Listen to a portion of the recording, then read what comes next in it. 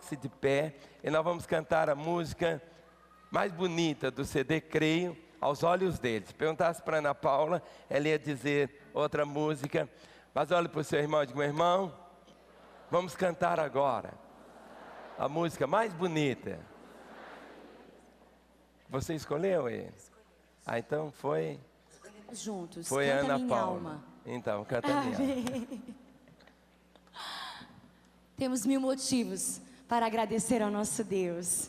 1000 motivos para nos alegrar nessa manhã e sempre. Amém? Obrigada, Senhor.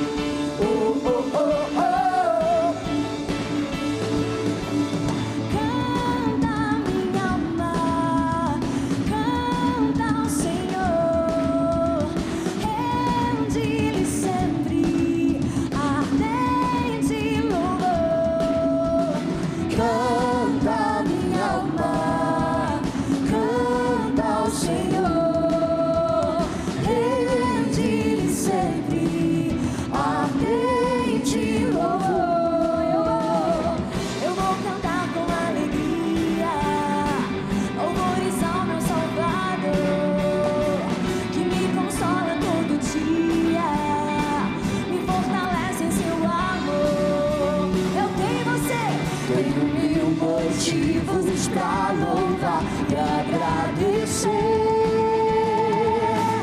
Canta minha alma, canta ao Senhor, rende-lhe sempre ardente louvor. Canta minha alma, canta ao Senhor, rende-lhe sempre ardente louvor. Eu vou buscar tua presença, te entronizar com meu louvor. Eu vou, meu coração é renovado quando contemplo meu amado. Tenho 1000 motivos pra louvar e agradecer por tudo. Canta minha alma, canta ao Senhor, rende-lhe sempre ardente louvor. Canta minha alma, canta ao Senhor, rende-lhe sempre ardente louvor. Canta minha alma, canta ao Senhor, rende-lhe sempre ardente louvor. Canta, canta minha alma, canta ao Senhor, rende-lhe sempre ardente louvor.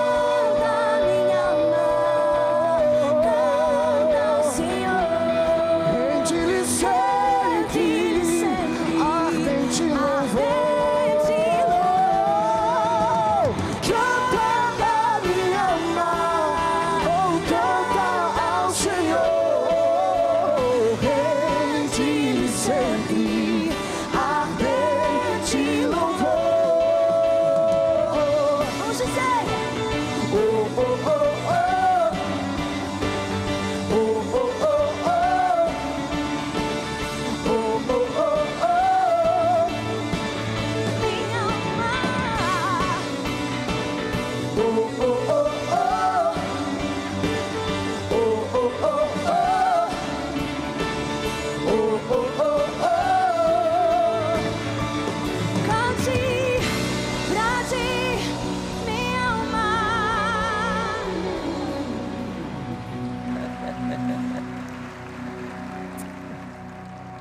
Aleluia! Tome a sua Bíblia, levante-a mais alto que você puder nesta hora. Antes de nós participarmos da mesa do Senhor, e nessa manhã, quando você comer do pão e beber do cálice, quando o Senhor diz para fazermos isto em memória dEle, nós temos uma facilidade grande de esquecer essa verdade, que fomos eleitos. Fomos eleitos. Ele nos elegeu em Cristo Jesus, antes da fundação do mundo. Já nos elegeu. Votou em mim, votou em você. Votou em todos. Mas a pessoa precisa querer tomar posse. Não adianta ser eleito e não assumir. Não assumir. Ele é livre para isso, ser eleito e não assumir. Mas nós um dia escolhemos reconhecer que fomos eleitos. E assumimos também. Por isso levante bem alta a sua Bíblia. E antes de comermos do pão e bebermos do cálice, vamos mais uma vez também comer da palavra do Senhor. Vamos dizer juntos: esta é a minha Bíblia. Eu sou o que ela diz que eu sou.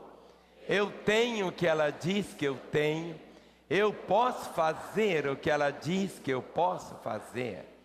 Hoje eu serei tocado pela palavra de Deus. Eu audaciosamente confesso que a minha mente está alerta, meu coração está receptivo. Eu estou pronto para receber a incorruptível, a indestrutível, sempre viva semente da palavra de Deus. Eu nunca mais serei o mesmo.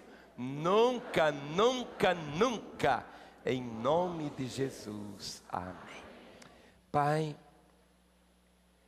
nesta hora, Senhor, quando o Brasil vota, Senhor, ó Deus, cada cidade escolhendo o seu prefeito, escolhendo, Senhor, o seu vereador, compondo assim em cada cidade a Câmara, eu invoco o Teu nome, Senhor. Ó Deus, para que as eleições continuem sendo feitas em paz, em harmonia. Mas acima de tudo, ó Pai, invocamos a Tua bênção. Venha conduzir, ó Pai, todo esse momento, ó Deus, tão significativo, ó Pai, para o nosso país, para cada cidade e para cada habitante. Senhor, mas agora, eu invoco o Teu nome, Senhor. Ó Deus, para que realmente possamos experimentar nesta manhã, o transbordar, ó Pai, da vontade do Senhor no que toca a cidade. Dá ao pregador, ó Pai, mais uma vez, conceda-lhe sabedoria, graça, compaixão, mas acima de tudo, ó Pai, flua a Tua palavra, que haja fome nos corações, ó Pai, não apenas dos que estão aqui no templo, mas daqueles que estarão assistindo, ó Deus, esta mensagem em toda a terra, em nome de Jesus. Amém. Vamos assentar, queridos.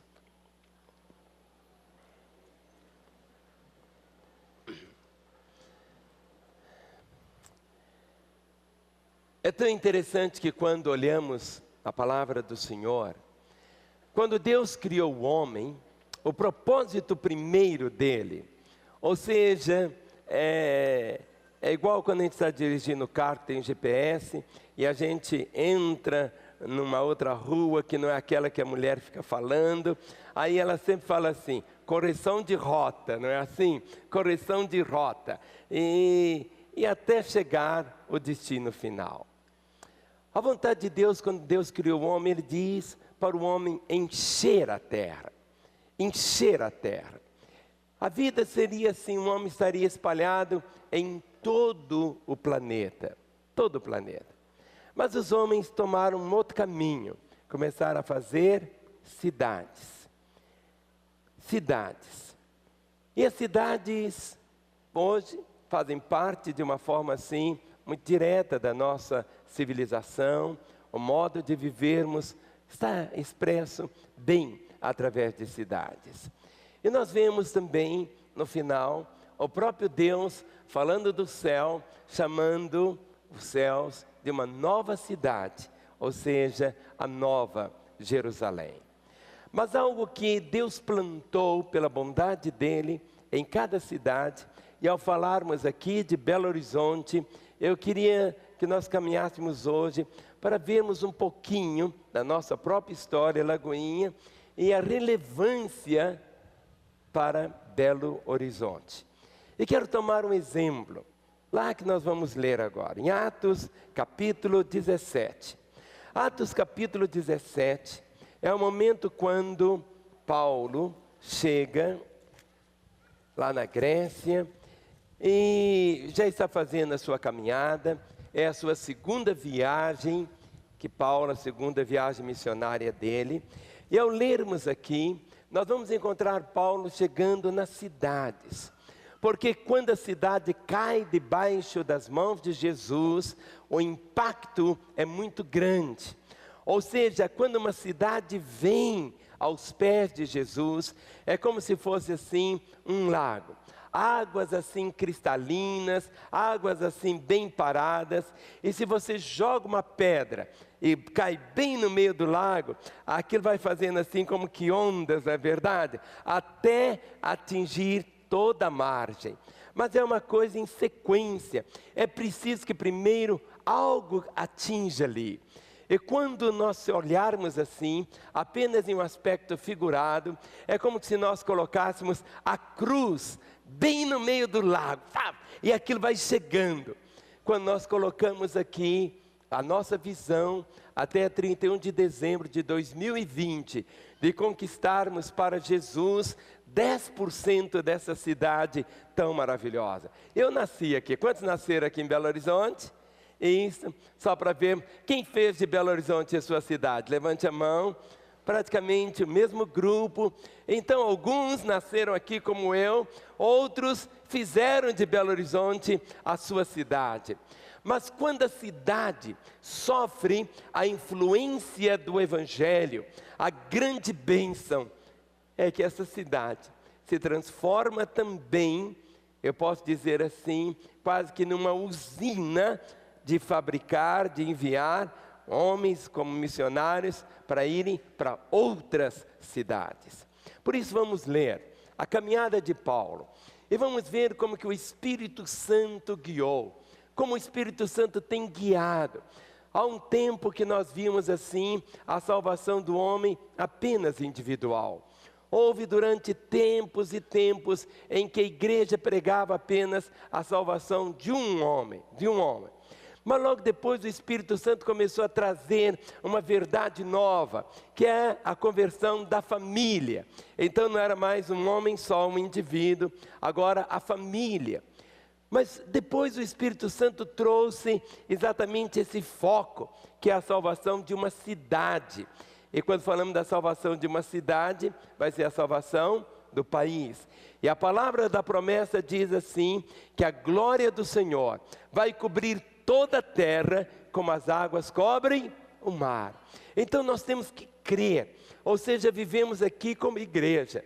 E como igreja, eu estou falando aqui alguma coisa bem doméstica agora, como aqui a igreja da Lagoinha, a visão que Deus tem nos dado é de sermos para a cidade uma bênção. Nós não somos a igreja de Belo Horizonte.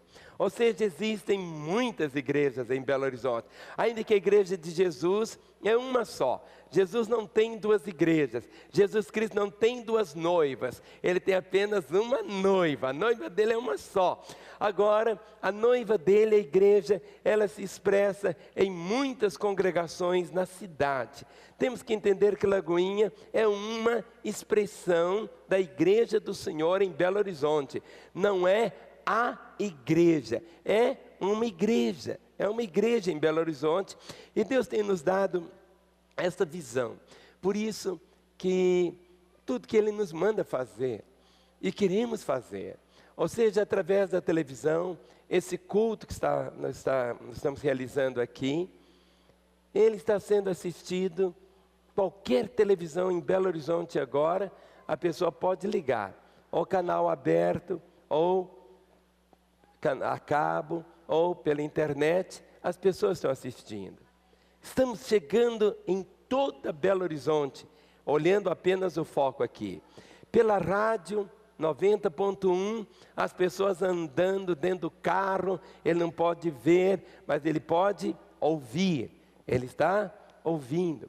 Através de hoje, quase 200 ministérios, nós estamos enchendo a cidade, cuidando das vidas, cuidando de pessoas, para que elas experimentem o favor do Senhor.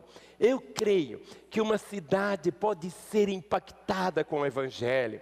Eu creio que uma cidade pode se transformar em motivo de louvor para o Senhor.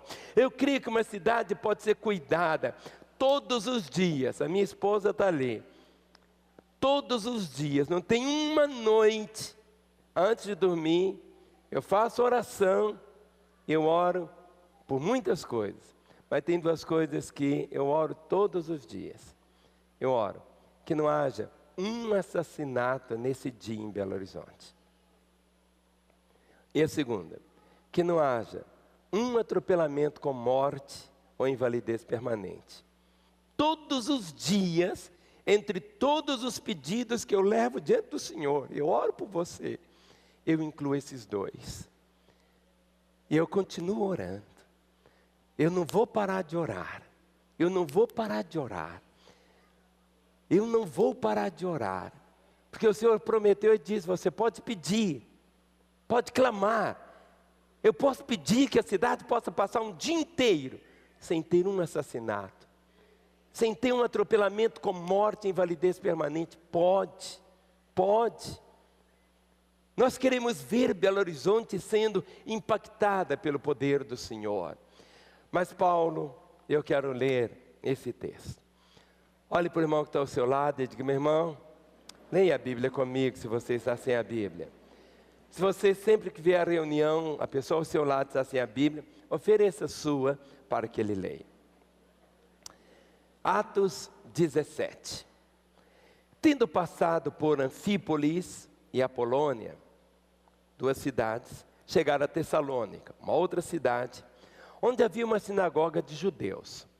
Paulo, segundo seu costume, foi procurá-los, e por 3 sábados arrazoou com eles acerca das Escrituras, expondo e demonstrando ter sido necessário que o Cristo padecesse e ressurgisse dentre os mortos.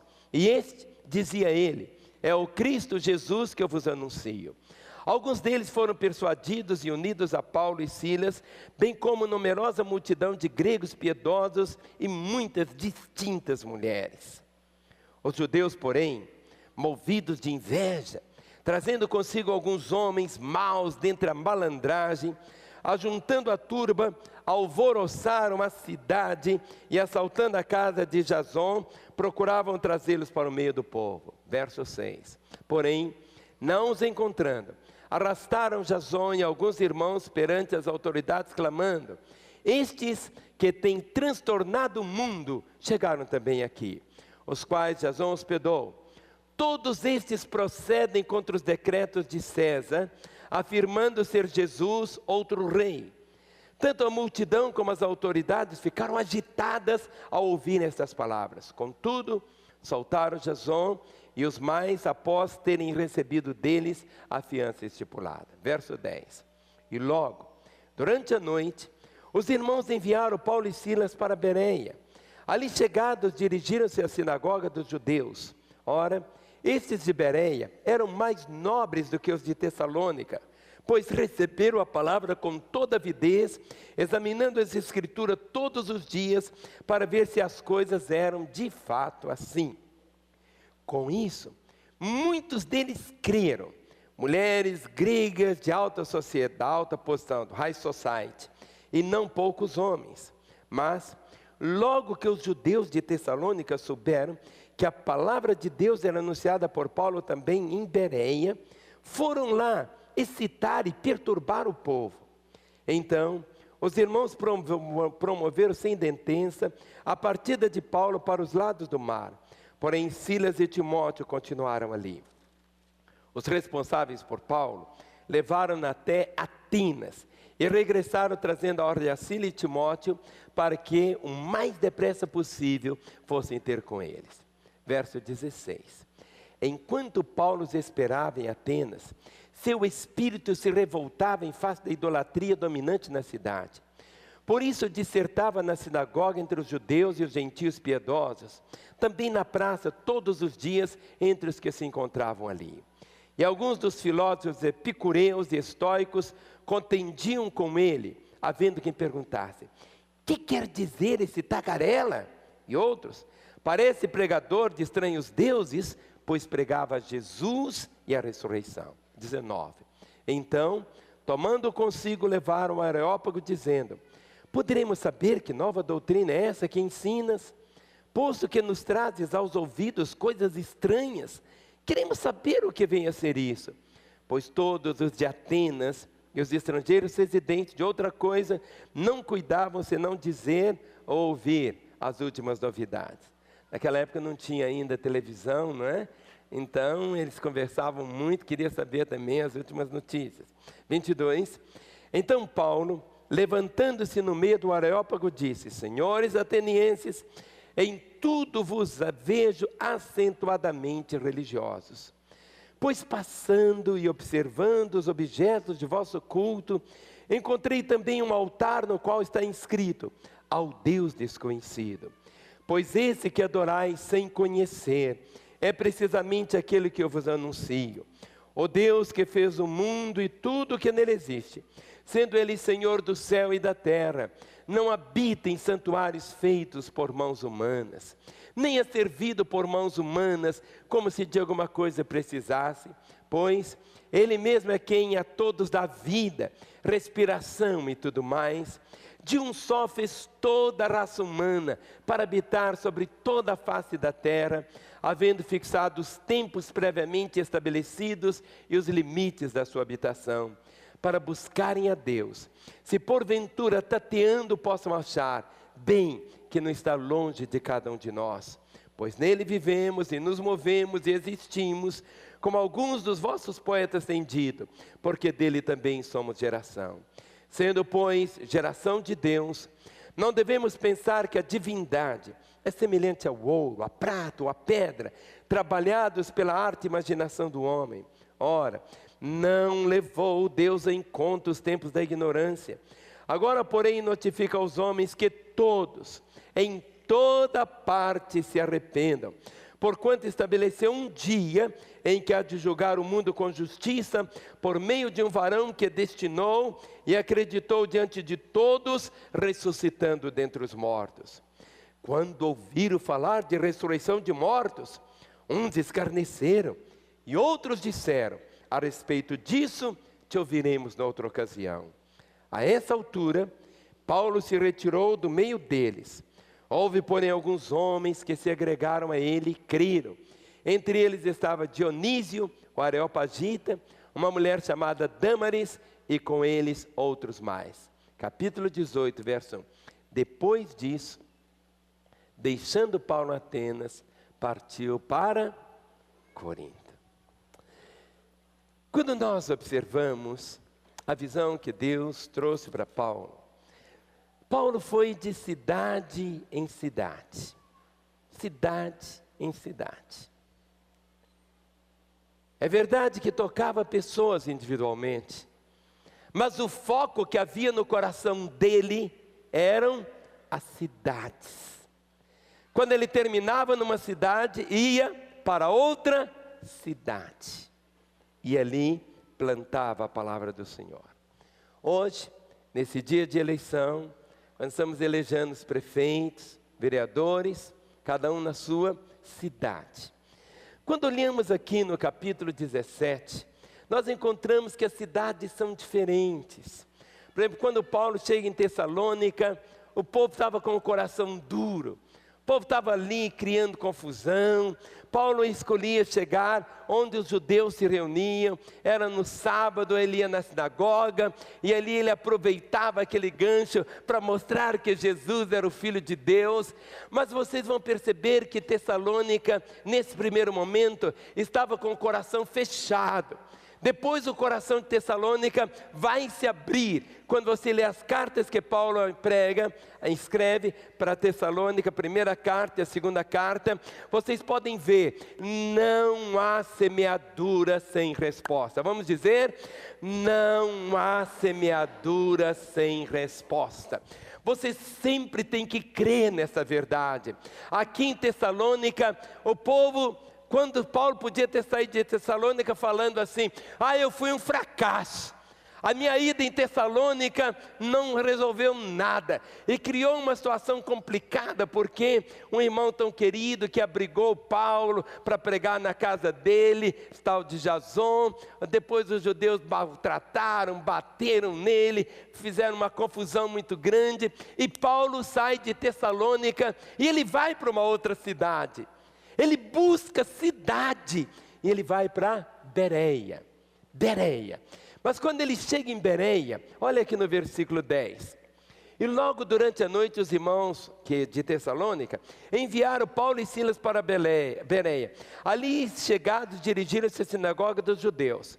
Quando eles chegam, olha o versículo 11. Ora, estes de Bereia eram mais nobres que os de Tessalônica. Ou seja, as cidades são diferentes, as pessoas são diferentes, os cacuetes são diferentes, os sotaques são diferentes, os corações são diferentes. Cada cidade tem como que um histórico também. Cada cidade tem uma história, como eu tenho uma história de vida. Cada cidade tem uma história. Existem cidades que foram geradas através de muita morte, de escravidão, de situações tão esquisitas. Existem cidades que eram um antro de prostituição. Existem cidades, cada cidade tem uma história. E quando Paulo chega em Bereia, vocês percebem a diferença de Tessalônica para Bereia. Olha o verso 11. Ora, esses de Tessalônica eram mais nobres que os de... esses de Bereia eram mais nobres que os de Tessalônica, pois receberam a palavra com toda avidez, com toda fome. Tem cidade que tem fome, tem cidade que quando você chega, as pessoas estão famintas. Sabe o que é essa expressão aqui? Eles receberam com toda avidez. Tem cidades que tem fome.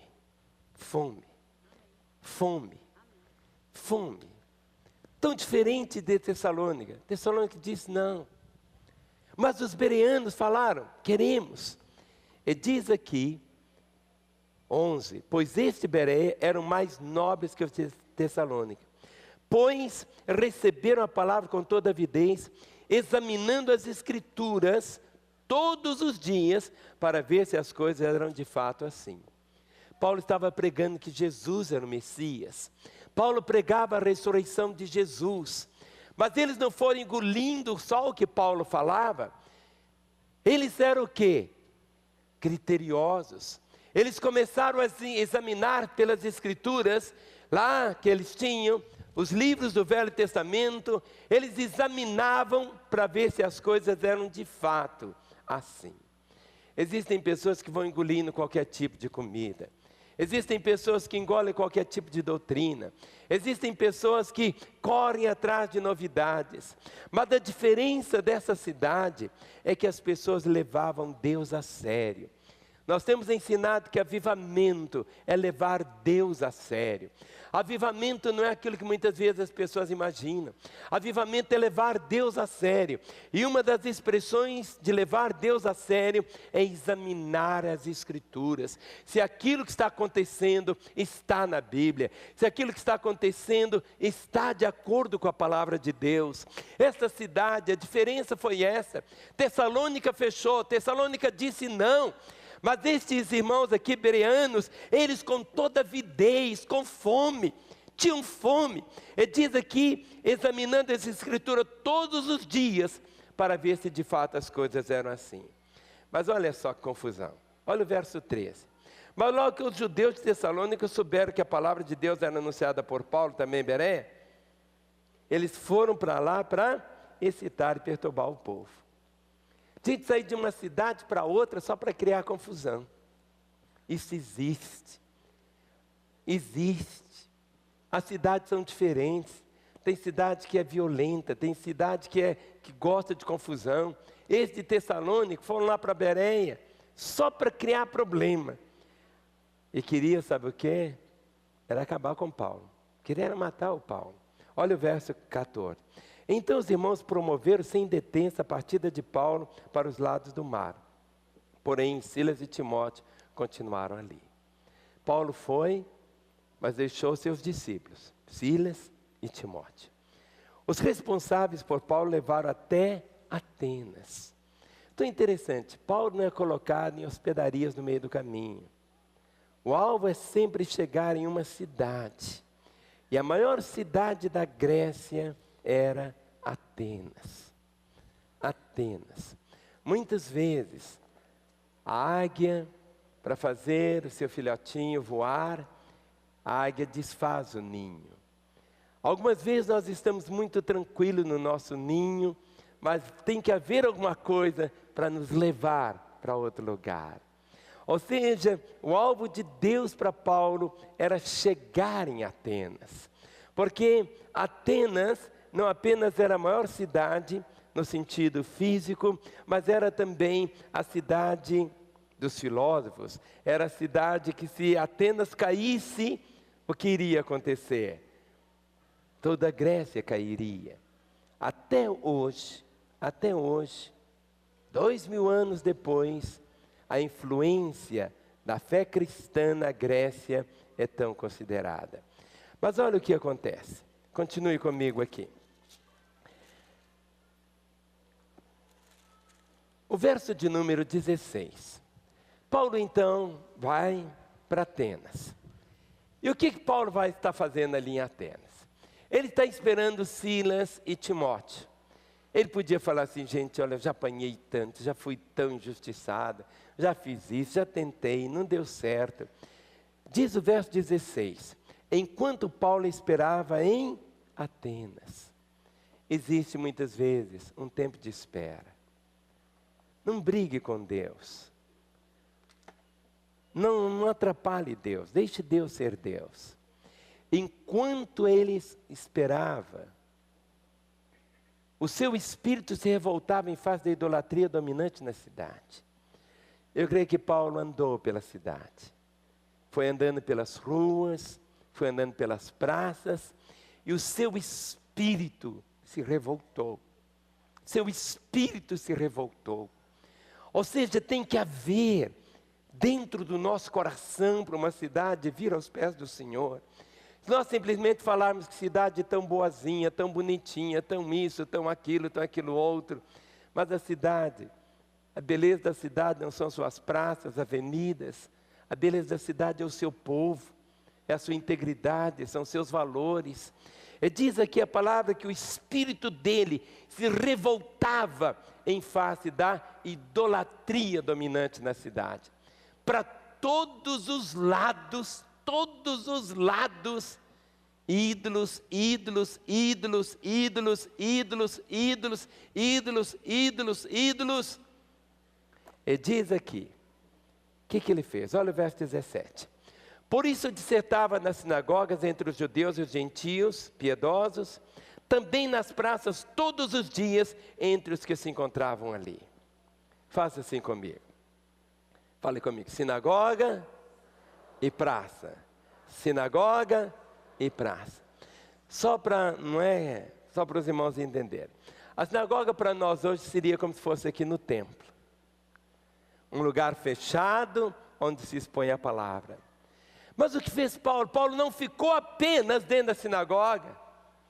Onde as coisas acontecem são nas praças. Onde é que os pecadores estão? Dentro do templo ou fora do templo? Fora. Muitas vezes nós queremos pescar apenas só no aquário. Podemos chamar isso aqui de aquário. O aquário. A gente traz o peixinho para o aquário para ser pescado no aquário. Mas onde que os pecadores estão? Nas praças. Nas praças. Nas praças. Onde os ladrões estão, onde os assassinos estão, onde as meretrizes estão, onde estão as pessoas que estão precisando do evangelho estão. nas praças. A visão da cidade, a igreja para ser relevante na cidade, nós não podemos ficar circunscrito ao templo. Onde as coisas acontecem, acontece aonde? Nas praças. E não diz aqui Paulo, se você observar aqui, ele ia para lá, encontrava as pessoas. Olha o verso 18. E alguns dos filósofos epicureus e estoicos contendiam com ele, havendo quem perguntasse, o que quer dizer esse tagarela? E outros parece pregador de estranhos deuses, pois pregava Jesus e a ressurreição. Quando eu me converti, eu comecei a pregar. Se tinha uma pessoa que era tímida, vocês estão olhando para ela. Na minha época, quando eu estudava, tinha prova oral no colégio. Tinha prova oral.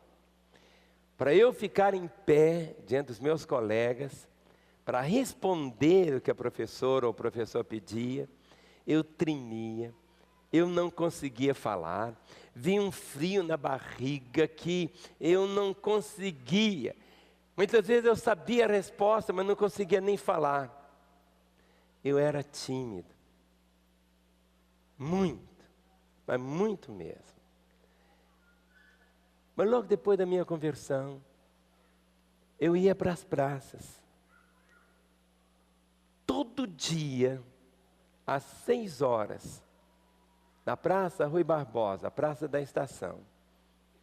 Não tinha alto-falante, não tinha violão, não tinha som. Tinha um irmãozinho, era o pastor Terra, que ficava lá comigo. Nos bancos tinha assim 2 bêbados, 2 prostitutas, uns 4 mendigos.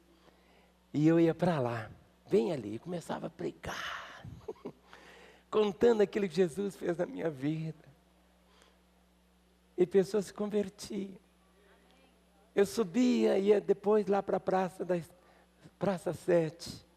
Aí já era 7 e pouco. E ali, sozinho, não tinha ninguém. Sem som, sem nada, só a Bíblia. E pregava.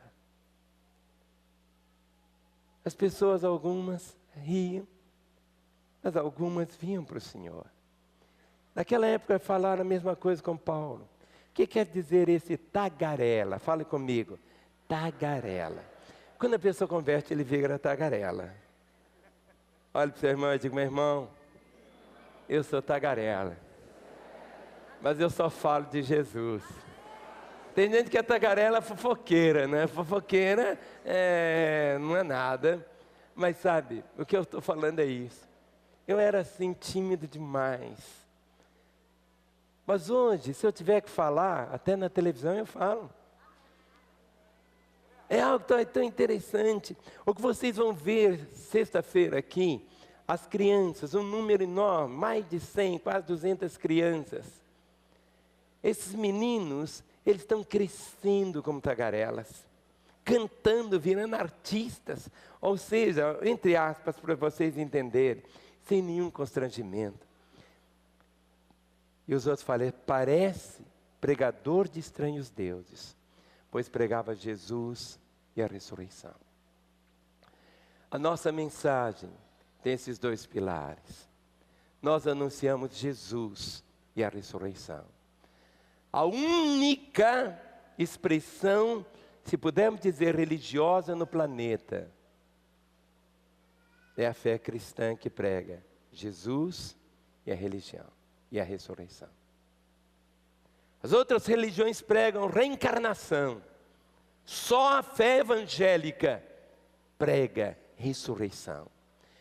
O foco de Paulo era esse. Ele não ficava discutindo outra coisa. Ele pregava Jesus. Ele pregava Jesus, o Salvador. E ele pregava a ressurreição, anunciando, olha, depois dessa vida há uma outra vida. Não é que você vai se reencarnar, há uma outra vida depois dessa. A morte não é o seu fim. Quando você morre, um dia vai haver ressurreição. Mas o verso 19. Então, tomando consigo, levaram o Areópago, dizendo, poderemos saber que nova doutrina é essa que ensinas? posto que nos traz aos ouvidos coisas estranhas, queremos saber o que vem a ser isto. Olhe para mim, querido. No fundo, aquele seu colega que está sentado ao seu lado na escola, aquele vizinho ao lado do seu apartamento, tudo que ele quer saber é por que você é diferente. Por que sua família é do jeito que é.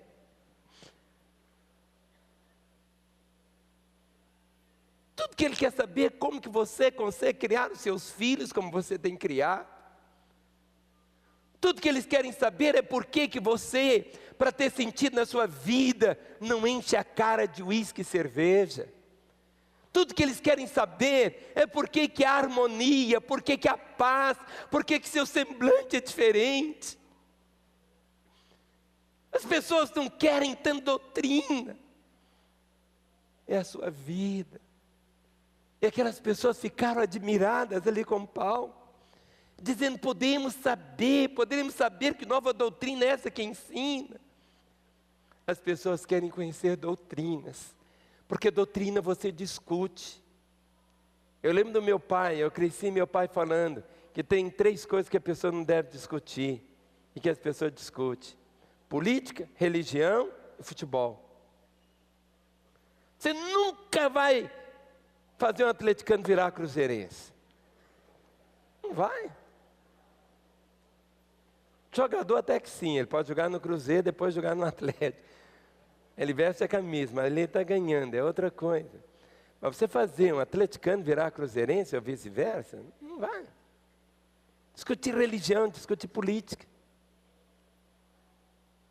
E discutir religião, doutrina. As pessoas não são convencidas por doutrina, são convencidas pelo poder da palavra. E eles disseram, verso 20, porque nos traz aos ouvidos coisas estranhas, queremos saber o que vem a ser isso. 21, pois todos os de Atenas e os estrangeiros existentes de outra coisa não cuidavam, senão de ouvir as últimas novidades. As pessoas gostam de ouvir as novidades. Agora, qual é a última novidade que você tem para contar, meu irmão?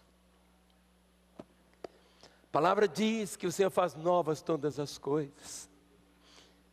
Sabe, quando você chega na segunda-feira, amanhã no seu trabalho, você tem que ter uma coisa nova para contar para os seus colegas. Quando você chega na casa da sua sogra, você tem que contar alguma coisa nova. Ou seja, cada dia com Jesus é melhor do que o dia anterior. Cada dia com Ele é tão novo. Por isso que a Bíblia diz que Deus faz novas todas as coisas. A novidade sempre. A nossa fé não tem monotonia. A fé cristã não é aquela coisa cheia de ritos e que é uma coisa repetitiva, que é lida num papelzinho, não. É novidade. É novidade. Hoje você ouviu um testemunho aqui. Um irmão roubaram o documento dele, foi ter que tirar um outro documento muito tempo depois, e tinha um mandado de prisão para ele. Até você explicar que não foi preso. E quando ele vai, encontra na cela quem?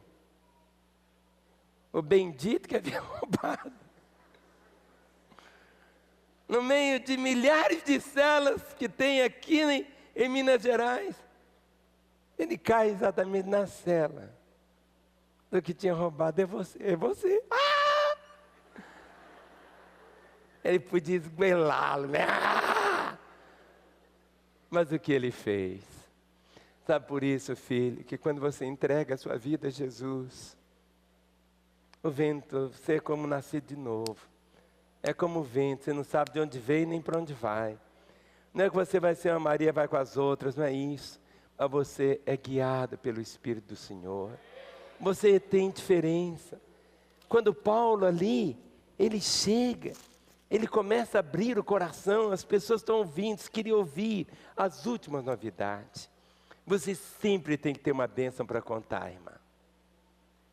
Quem tem uma bênção para contar? Conte ela para o vizinho que está aí ao seu lado. Conte uma. Conte uma bênção que você teve essa semana. Pode contar. Você tem algo para contar? Eles lá queriam ouvir. Olhe para mim, depois você conta.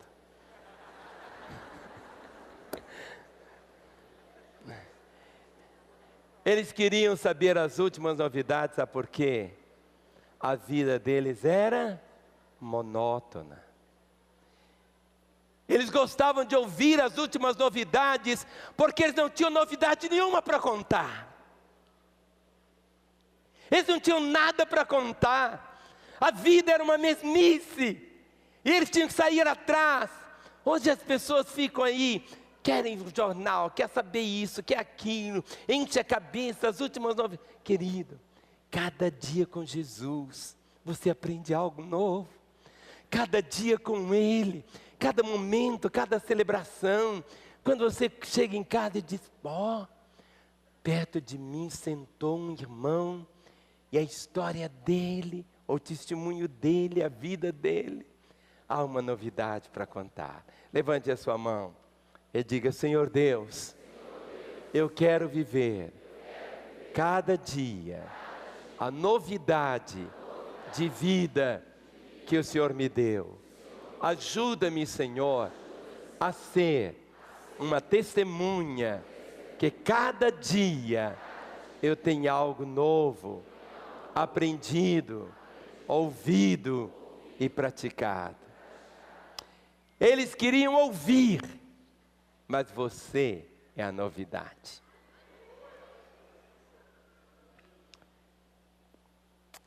Verso 22, vocês querem ouvir?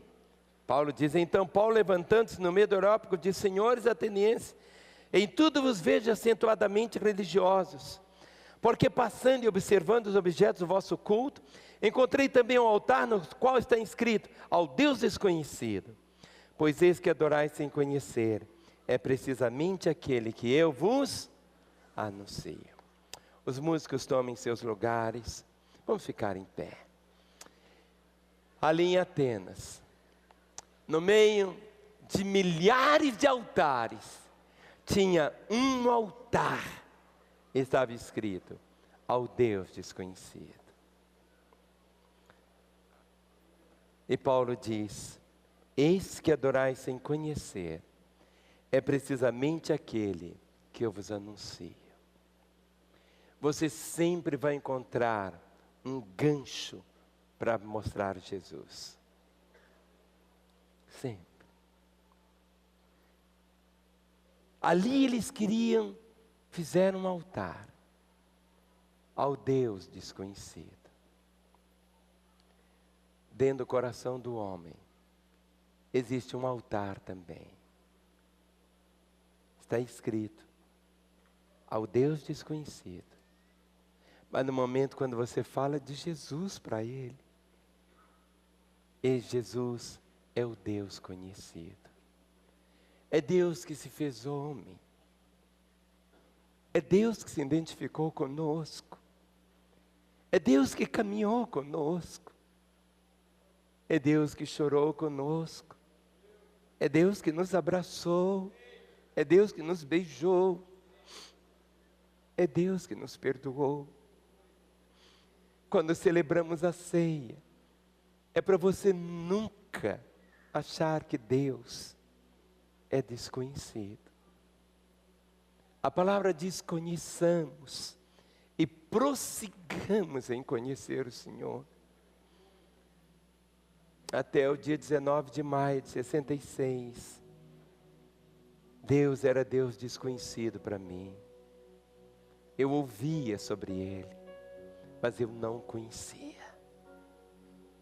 Conhecer Deus não são os fatos sobre Ele, é conhecê-lo.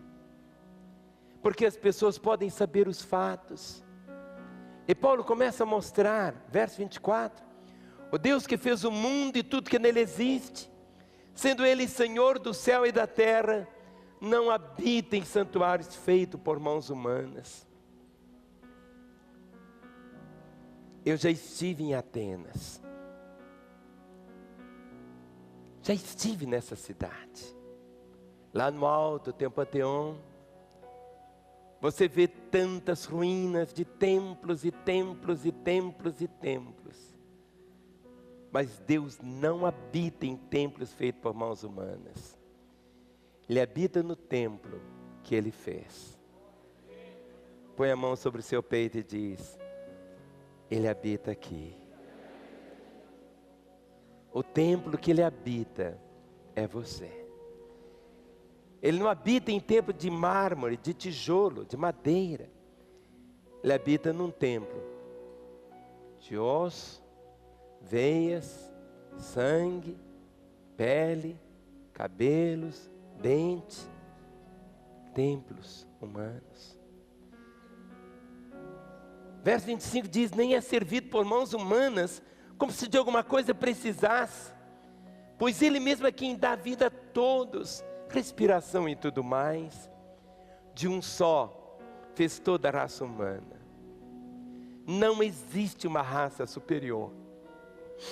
Não existe. No fundo, todos nós viemos só de um só, Adão. Fez toda a raça humana para habitar sobre toda a face da terra, havendo fixado os tempos previamente estabelecidos e os limites da sua habitação, para buscarem a Deus.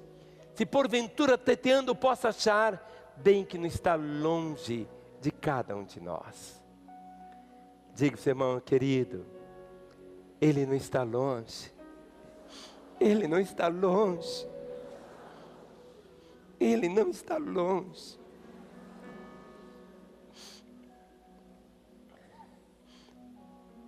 Não foi o pai que saiu de casa. Foi o filho que saiu para a terra longínqua. O pai não sai de casa. Não foi Deus que voltou as costas para o homem. Foi o homem que voltou as costas para ele. Não está longe de cada um de vós. Pois nele vivemos, nos movemos e existimos. Como alguns dos vossos poetas têm dito, porque dele também somos geração. Pois sendo geração de Deus, não devemos pensar que a divindade é semelhante a ouro, prata ou pedras trabalhadas pela arte e imaginação do homem. Ora, não levou Deus em conta os tempos da ignorância. Hoje, você que está aqui, você que me assiste pela TV, o tempo da sua ignorância acabou. Porque você passa a ouvir isto. Pois não levou Deus em conta os tempos da ignorância. Agora, porém, notifica aos homens que todos em toda parte se arrependam. Porquanto estabeleceu um dia em que há de julgar com justiça por meio de um varão que destinou e acreditou diante de todos, ressuscitando dentre os mortos. Quando ouviram falar de ressurreição de mortos, uns escarneceram e outros disseram: a respeito disso te ouviremos noutra ocasião. Essa altura Paulo se retirou do meio deles. Houve, porém, alguns homens que se agregaram a ele e criam. Nosso trabalho é pregar. Muitas vezes você fica impressionado com o resultado. Mas a palavra diz que o resultado vem do Senhor. Nós não convertemos as pessoas. Nós semeamos. Dali naquele instante converteu Dionísio, o Areopagita, uma mulher chamada Damaris, com ele outros mais. Diz: depois disso, depois que Atenas, esses irmãos ficaram agora, deixando Paulo Atenas, partiu para Corinto. Foi para outra cidade. Estamos aqui em Belo Horizonte. Dê a mão ao irmão que está ao seu lado. Nós não queremos estar aqui como uma instituição. Nós somos uma instituição por causa da lei, por causa do governo. Temos que ter todos os registros e tudo legal. Mas no mundo espiritual, nós somos igreja, povo de Deus. A igreja da Lagoinha, onde ela está? Aonde você estiver, ali é a igreja, é você, a habitação do Senhor. É isso, que nesta manhã, desse dia para nós em Belo Horizonte, quando eu sair daqui, eu estou indo lá onde eu voto todos os anos, para cumprir a minha responsabilidade, o meu dever, mas acima de tudo, o meu privilégio de poder exercer o direito do voto. Mas nós temos hoje algo, guarde no seu coração, olhe para essa cidade. Quando colocamos sempre no painel, algumas vezes por ano, a imagem de Belo Horizonte, é para nós lembrarmos da cidade sempre.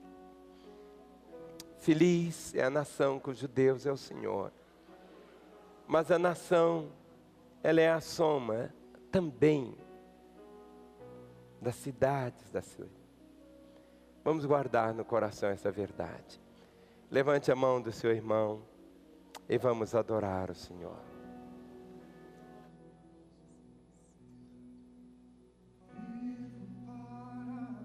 E louvar o teu nome, exaltar, quero teu amor irradiar.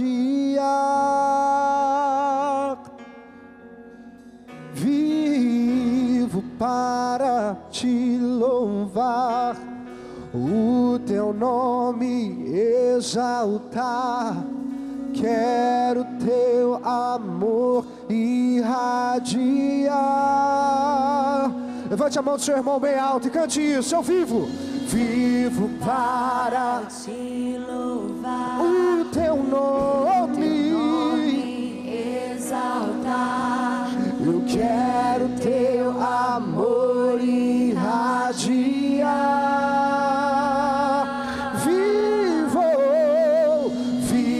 para te louvar, o teu nome exaltar. Quero teu amor irradiar.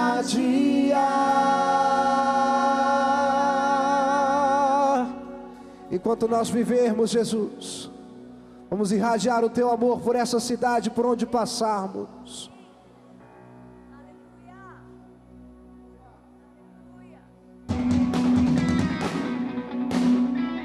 Por onde quer que nós formos, Senhor, a cada instante, a cada minuto, Deus, cantarei teus louvores pra tua glória. Enquanto eu viver, contarei tua história pra tua glória. Enquanto eu viver, sou teu.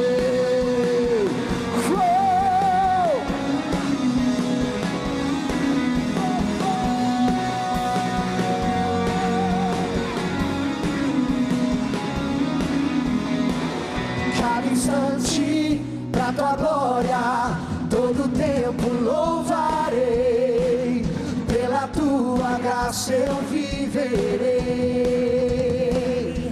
Fala assim, ó. As batidas do meu peito querem conhecer-te mais. Meu Salvador, eu vou mostrar, és o Deus que satisfaz. Cantarei teus louvores pra tua glória. Enquanto eu viver, contarei tua história pra tua glória. Enquanto eu viver, sou teu.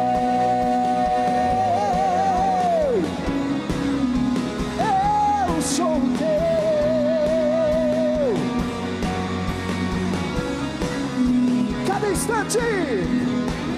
Cada instante pra tua glória, todo tempo louvarei, pela tua graça eu viverei. E as batidas do meu peito querem conhecer-te mais. Meu Salvador, eu vou mostrar, és o Deus que satisfaz. Pra tua glória, enquanto eu viver, contarei tua história. Pra tua glória, enquanto eu viver, sou teu.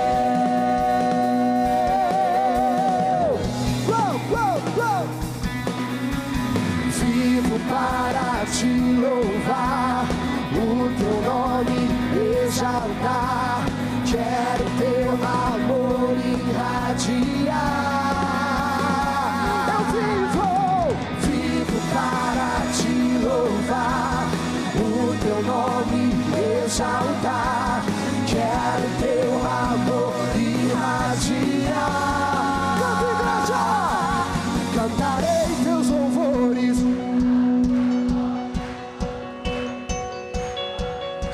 contarei tua história. Pra tua glória, enquanto eu viver, cantarei teus louvores.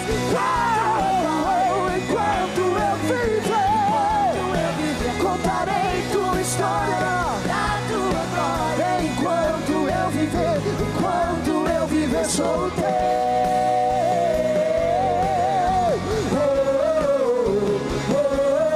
Sou teu.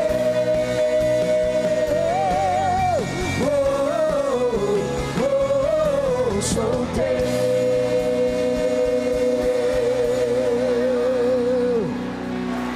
Nós somos teus.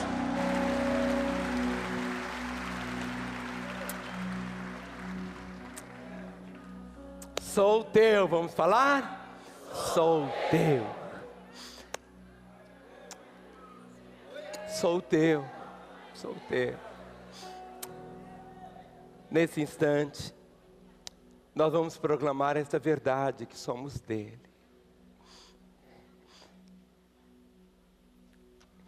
Tudo que nós queremos é cumprir com alegria o privilégio que ele tem nos dado.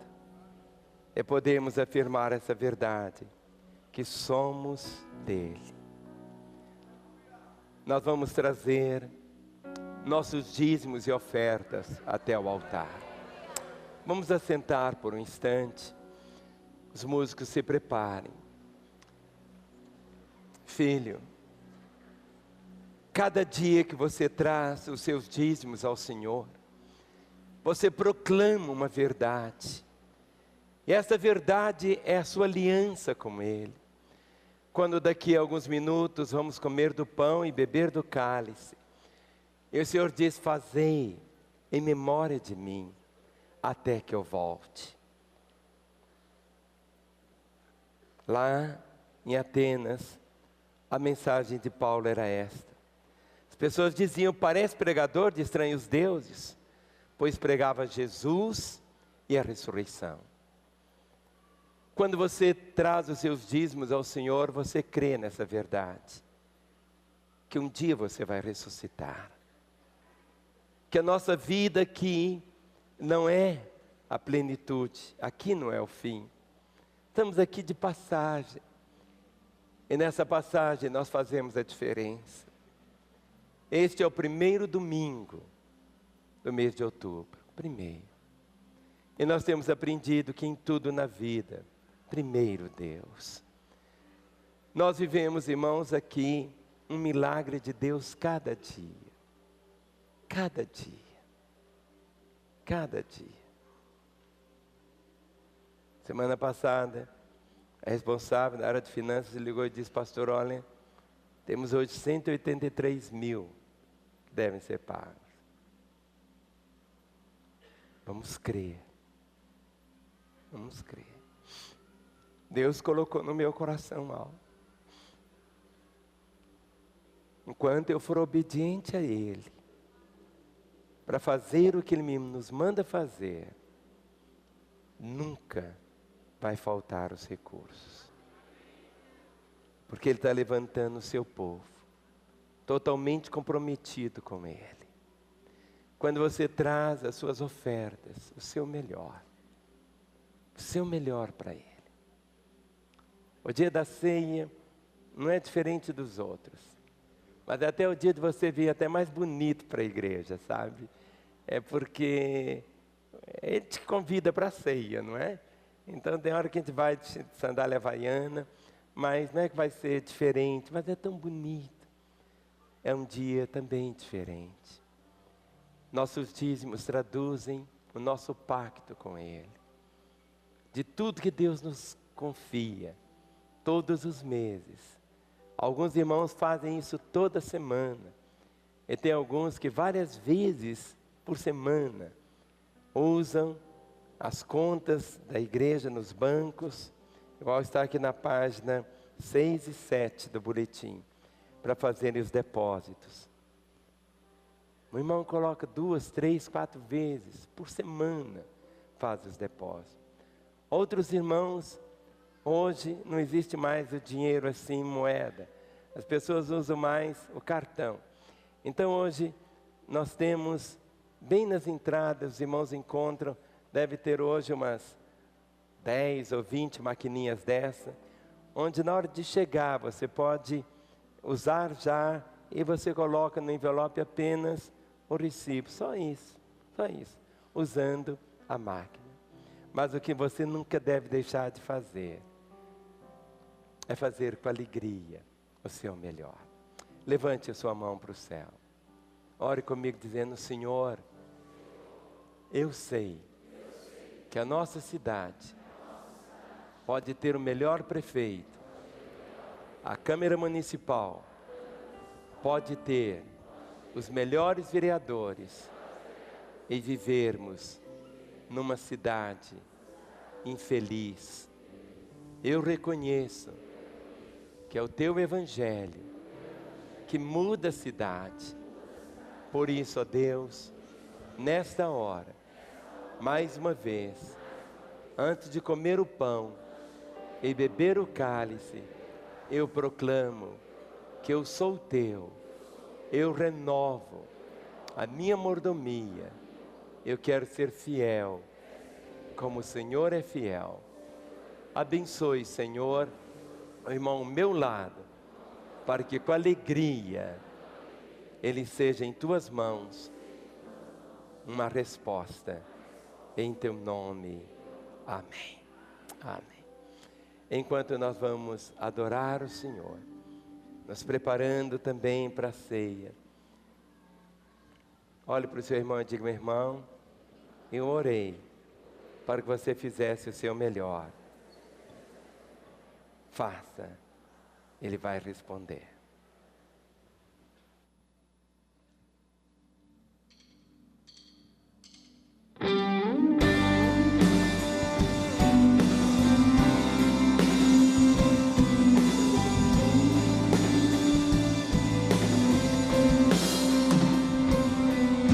O cântico do salvo sobe até o céu. Eu sou livre pelo sangue de Cristo. O inferno estremece sem poder estar. Eu sou livre pelo sangue de Cristo. Sou vencedor pela cruz. Os meus grilhões todos se quebraram. Cantarei até perder a voz. Vou gritar bem alto, pois eu encontrei vitória.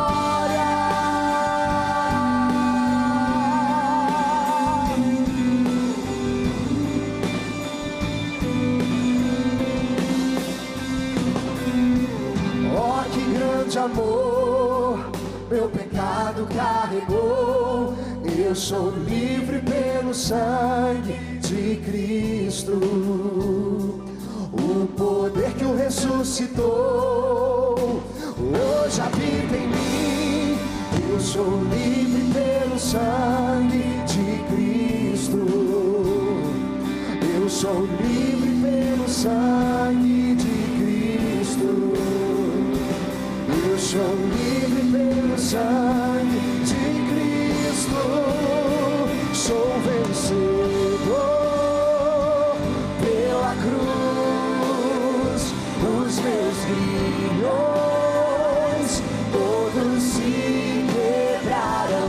Cantarei até perder a voz. Eu vou gritar bem alto, pois eu encontrei vitória.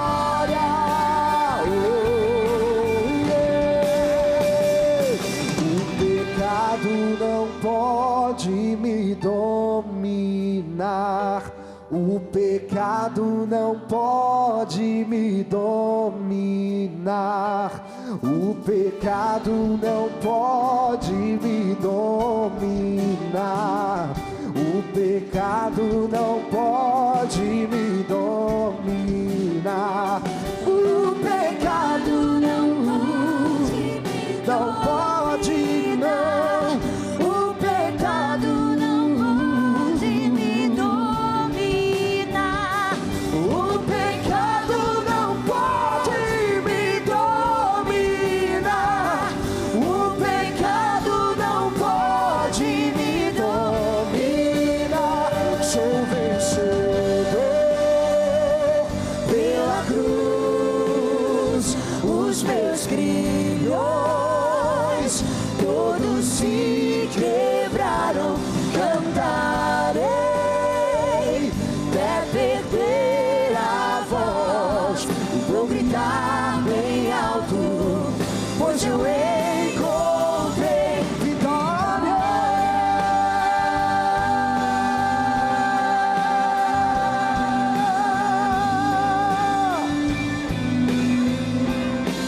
Vitória.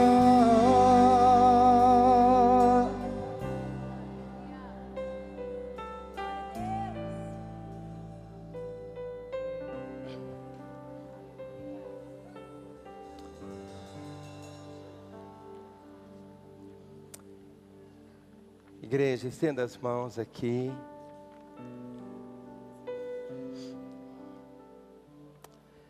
Pai, nesta hora, santificamos os dízimos e as ofertas. Receba, Senhor, como uma expressão de fé dos teus filhos, que cada recurso colocado no teu altar seja usado na extensão do teu reino e na glória do teu nome. Ministramos a tua bênção os que hoje assim fizeram e aqueles que durante a semana estarão fazendo os depósitos, em nome de Jesus. Amém. Eu quero que você nesse instante, mais uma vez, tome a sua Bíblia em Lucas capítulo 19, do verso 41 ao 44. Lucas 19. Queria pedir aos colegas pastores para passarem para os diáconos os elementos da ceia. Diz o texto: quando ia chegando, vendo a cidade, chorou e dizia: se conheceres por ti mesma, ainda hoje, o que é devido à paz, mas isso está agora oculto aos teus olhos. Pois sobre ti virão dias em que os teus inimigos te cercarão de trincheiras, e por todos os lados te apertarão o cerco, e te arrasarão e os teus filhos dentro de ti. Não deixarão em ti pedra sobre pedra, porque não reconheceste a oportunidade da tua visitação. Isto aconteceu com Jerusalém no ano 70, 30 e poucos anos depois que Jesus fez essa declaração. Jerusalém foi destruída. Cumpriu-se literalmente essa palavra profética.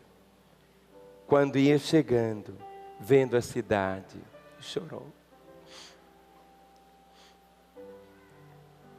Se Jesus chorou pela cidade, a palavra diz para sermos imitadores dele. Choramos pela cidade, até que a paz seja estabelecida, até que as famílias possam ser restauradas. Jesus viu, ia chegando, vendo a cidade. Jerusalém era cidade linda, linda, linda. O templo majestoso, mármore, as avenidas, beleza. Nós podemos ver o natural apenas. Mas aquilo que os nossos olhos não veem é mais real do que o que os nossos olhos contemplam. Jesus viu. E Jesus vê Belo Horizonte hoje.